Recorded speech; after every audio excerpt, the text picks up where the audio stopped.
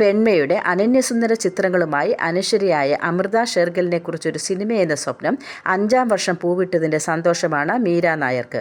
India habitat സെൻ്ററിലെ സമന്വയ ഫെസ്റ്റിവലിൽ films and migration സെഷനിൽ പങ്കെടുത്ത് സംസാരിക്കുമ്പോഴാണ് ഇന്ത്യയുടെ വിസ്തൃത ചിത്രകാരിയെക്കുറിച്ച് സിനിമ ചെയ്യുന്നതിനെപ്പറ്റി മീര വിവരിച്ചത്.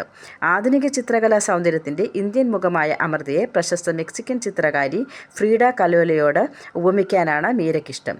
ചിത്രകലയിലെ വമ്പത്തി. പക്ഷേ അമൃതയെക്കുറിച്ച് സിനിമയെടുക്കാനാണ് മോഹവുമായി സ്പോൺസർമാരെ മീര തപ്പി നടന്നത് നീണ്ട 4 വർഷങ്ങൾ. അവസാനം എല്ലാം ഒത്തുവന്നപ്പോൾ അടുത്ത 5 മാസത്തിനകം ഷൂട്ടിംഗ് ആരംഭിക്കും. സിനിമയ്ക്കായി ദിവസം 12 മണിക്കൂർ ജോലി ചെയ്യും. പടിഞ്ഞാറൻ ലോകത്ത് അമൃതയുടെ പേരും കീർത്തിയും പരക്കാൻ പോകുന്നത് ഈ സിനിമയ്ക്ക് ശേഷമായിരിക്കുമെന്നും സലാം ബോംബെ, മൺസൂൺ വെഡ്ഡിംഗ് തുടങ്ങിയ ചിത്രങ്ങളുടെ പ്രശസ്തയായ മീര പറഞ്ഞു. ബുഡാപെസ്റ്റിൽ 1913-ലാണ് അമൃത ഷെർഗിലിൻ്റെ ജനനം. അച്ഛൻ ഇന്ത്യക്കാരൻ, അമ്മ ഹംഗറിക്കാരി. 28-ാം വയസ്സിൽ 1941-ൽ മരിച്ചു.